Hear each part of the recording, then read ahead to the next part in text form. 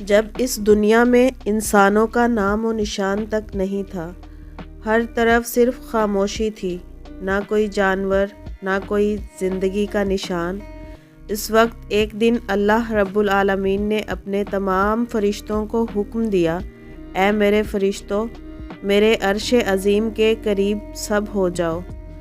اللہ رب العالمین کا حکم ملتے ہی بے شمار فرشتے روشنی کی طرح چمکتے ہوئے اس جگہ حاضر ہو گئے۔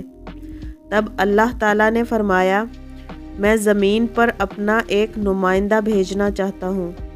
یہ سن کر فرشتے حیران ہو گئے، ان کی پیشانیوں پر سوال تھے اور دلوں میں تعجب۔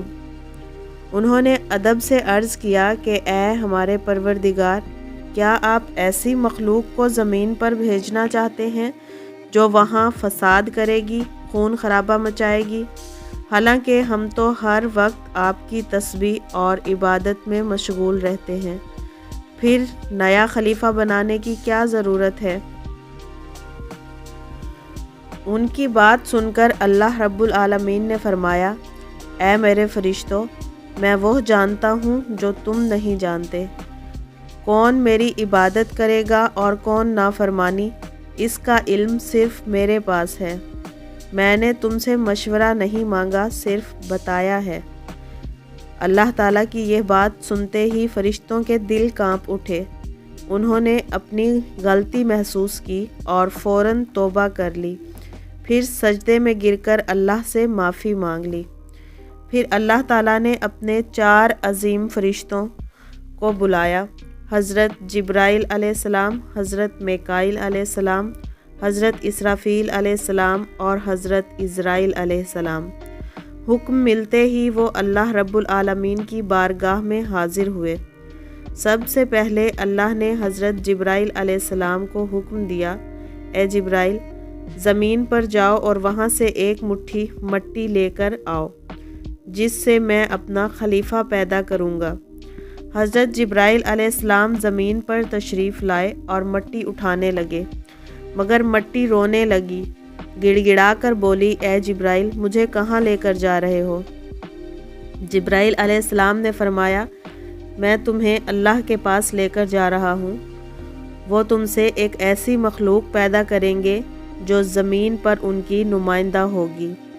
یہ سنتے ہی مٹی اور زیادہ رونے لگی اور بولی، اے جبرائیل، مجھے مت لے کر جاؤ۔ مجھ سے جن انسانوں کو پیدا کیا جائے گا وہ اللہ کی نافرمانی کریں گے، پھر جب اللہ کا عذاب اترے گا تو میں بھی تو ان کے جسم میں موجود ہوں گی۔ وہ عذاب مجھ سے نہیں جھیلا جائے گا اور اللہ کے عذاب کو سہنے کی طاقت میرے پاس نہیں ہے۔ میری طرف سے اللہ سے معافی مانگ لینا۔ مٹی کی یہ درد بھری پکار سن کر حضرت جبرائیل علیہ السلام خالی ہاتھ واپس لوٹ آئے اور اللہ کے دربار میں جا کر پوری بات بیان کر دی۔ پھر اللہ تعالیٰ نے حضرت میکائیل علیہ السلام کو بھیجا۔ وہ بھی زمین پر تشریف لائے، مگر مٹی نے اسی درد سے اسی فریاد کو دوبارہ دہرایا اور حضرت میکائیل علیہ السلام بھی خالی ہاتھ واپس آ گئے۔ اسی طرح حضرت اسرافیل علیہ السلام بھی زمین پر تشریف لائے، مگر مٹی کی آہ سن کر ان کا دل بھی پگھل گیا اور وہ بھی مٹی اٹھائے بغیر ہی لوٹ آئے۔ تینوں فرشتے خالی ہاتھ واپس آ گئے۔ آخر کار اللہ رب العالمین نے حضرت عزرائیل علیہ السلام کو بھیجا۔ جب حضرت عزرائیل علیہ السلام زمین پر تشریف لائے تو مٹی نے پھر وہی التجا کی اور بولی، اے عزرائیل، مجھے مت لے کر جاؤ، مجھے یہیں چھوڑ دو۔ لیکن حضرت عزرائیل علیہ السلام نے فرمایا، اے مٹی، میں تمہاری بات پر واپس نہیں جا سکتا، کیونکہ مجھے اللہ کا حکم ملا ہے اور میں اپنے رب کا حکم پورا کروں گا اور اس کی خلاف ورزی کبھی نہیں کر سکتا۔ یہ کہہ کر انہوں نے مٹی اٹھائی اور اللہ کے دربار میں واپس آ گئے۔ اللہ تعالیٰ نے بہت خوش ہو کر فرمایا، اے عزرائیل، چونکہ تم نے میرا حکم پورا کیا ہے، میں تمہیں ایک خاص ذمہ داری دیتا ہوں، انسانوں کی روحیں قبض کرنے کی ذمہ داری۔ حضرت عزرائیل علیہ السلام نے عرض کیا، اے اللہ، جب میں انسانوں کی روح نکالوں گا تو ان کے گھر والے مجھ سے نفرت کریں گے اور مجھے ہی الزام دیں گے، اللہ تعالیٰ نے فرمایا تم فکر مت کرو، ہر موت کے لیے میں الگ الگ سبب بنا دوں گا، کوئی بیماری سے جائے گا، کوئی حادثے سے، تو کوئی بڑھاپے سے، لوگ تمہیں الزام نہیں دیں گے۔ یہ سن کر حضرت اسرائیل علیہ السلام کا دل مطمئن ہو گیا، اور پھر فرشتوں نے اللہ کے حکم سے اس مٹی کو مکہ شریف کے قریب ایک پہاڑی پر رکھ دیا۔ برسات کی بوندوں سے وہ مٹی بھیگتی رہی، دھوپ سے سکتی رہی، اور یوں کئی سال گزر گئے۔ آخر اللہ کی قدرت سے اس مٹی سے حضرت آدم علیہ السلام کا پتلا بنایا گیا۔ اللہ نے فرشتوں کو حکم دیا اس جسم کو جنت میں لے جاؤ۔ فرشتوں نے ادب سے حکم مانا اور حضرت آدم علیہ السلام کے جسم مبارک کو اٹھا کر جنت میں لے گئے، اور پھر لمبے عرصے تک وہ جسم وہیں پڑا رہا، بغیر روح کے، بالکل بے جان۔ فرشتے اس کے قریب آتے اور اسے غور سے دیکھ کر کہتے، یہی ہے وہ جسم، یہی ہوگا اللہ کا خلیفہ زمین پر۔ مگر فرشتوں کا سردار عزازیل، جو اس وقت تک شیطان نہیں بنا تھا، وہ ہمیشہ ہنستا، تانے مارتا اور حضرت آدم علیہ السلام کے جسم کا مذاق اڑاتا۔ وہ سردار تھا، اس لیے کوئی فرشتہ اسے کچھ کہنے کی ہمت نہیں کرتا تھا۔ ایک دن عزازیل حضرت آدم علیہ السلام کے اس بے جان جسم کے قریب آیا۔ اس نے جسم کو غور سے دیکھا، پھر اس کے اندر جھانکا۔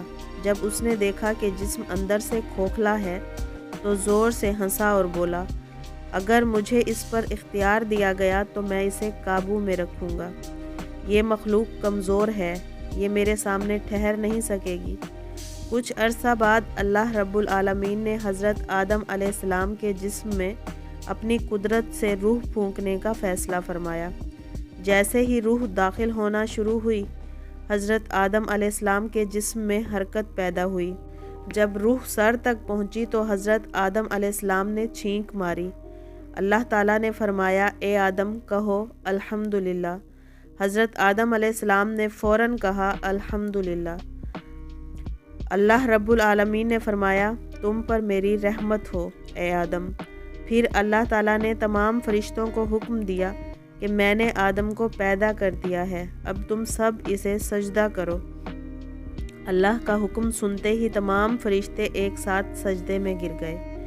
کوئی پیچھے نہ رہا، کوئی انکار نہ کر سکا، سب نے حکم الہی کے آگے سر جھکا دیا، مگر ان سب سے ایک تھا جس نے سجدہ نہیں کیا، وہ عزازیل تھا۔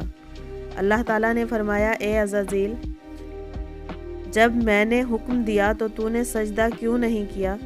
عزازیل نے تکبر سے جواب دیا، اے اللہ، میں اس سے بہتر ہوں۔ تو نے مجھے آگ سے پیدا کیا ہے اور اسے مٹی سے، میں آگ ہوں، یہ مٹی، میں اسے سجدہ کیسے کر سکتا ہوں؟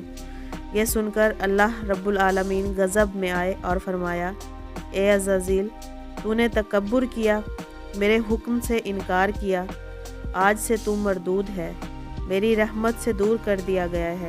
عزازیل بولا، اے اللہ، مجھے قیامت تک مہلت دے دے۔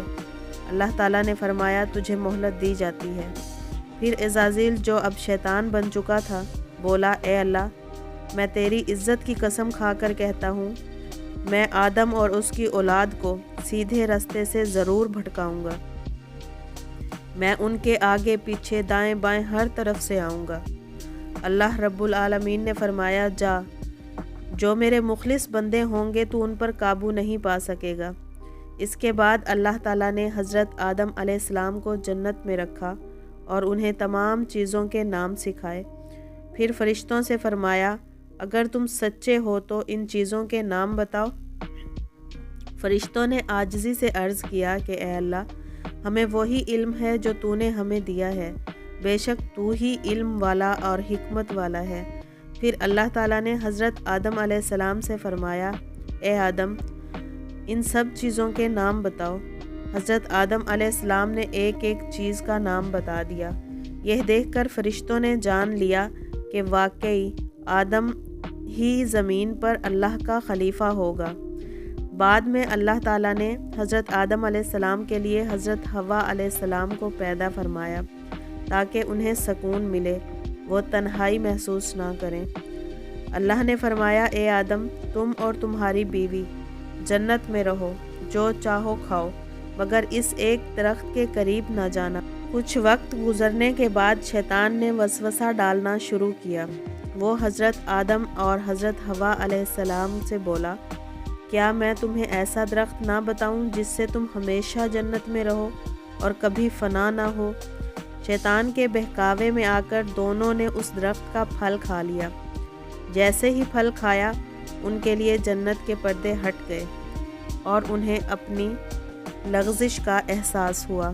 فوراً دونوں نے اللہ کے حضور توبہ کی اور عرض کیا کہ اے ہمارے رب، ہم نے اپنی جانوں پر ظلم کیا، اگر تو ہمیں معاف نہ کرے اور ہم پر رحم نہ فرمائے تو ہم نقصان اٹھانے والوں میں سے ہو جائیں گے۔ اللہ تعالیٰ نے ان کی توبہ قبول فرما لی اور فرمایا، اب تم سب زمین پر اترو، وہیں ایک وقت تک رہو، وہیں زندگی ہوگی وہیں موت۔ یوں انسان کی آزمائش کا آغاز ہوا۔ کہانی انسانیت کے سفر کی پہلی بنیاد بن گئی۔ پیارے دوستو، اس طرح کی اسلامک ویڈیوز دیکھنے کے لیے ہمارے چینل کو سبسکرائب کریں اور ویڈیو کو ضرور لائک کر دیا کریں، ساتھ ساتھ بیل آئیکن کو بھی پریس کر دیں۔